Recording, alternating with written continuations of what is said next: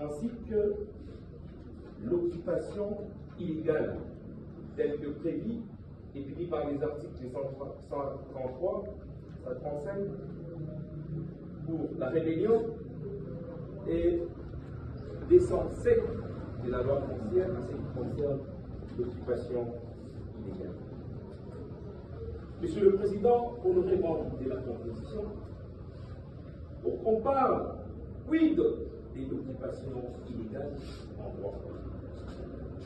L'occupation illégale est tout acte d'usage ou de jouissance d'une terre quelconque qui ne trouve pas son titre dans la loi ou dans un code. Et pour établir l'infraction d'occupation illégale, ça suppose qu'il n'y a aucun document, alors aucun document.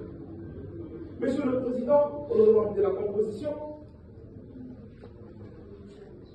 l'occupation illégale nous ramène aux éléments constitutifs de cette infraction, à savoir l'élément légal, les textes qui répriment l'occupation illégale, l'élément matériel, l'acte d'occupation, la présence sur les lieux, ainsi l'élément intentionnel, l'animus de pouvoir habiter, occuper, construire dans un endroit qu'on suppose n'est pas l'appartenir. Et cela, à ce qui concerne l'élément matériel. Monsieur le Président, il faut un acte d'occupation ou l'acte d'usage ou de jouissance, ainsi les dépôts des titres ou des droits. Nous avons commencé avec vous ces procès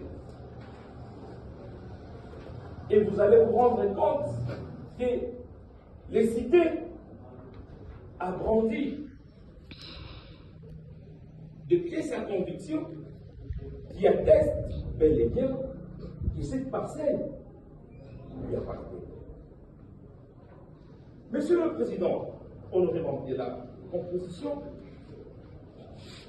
au sujet de la rébellion, qu'est-ce que nous pouvons retenir? Permettez, Monsieur le Président, que je puisse faire recours à Boni Chizungu dans son ouvrage intitulé Les infractions des A à Z, à la page 648, au numéro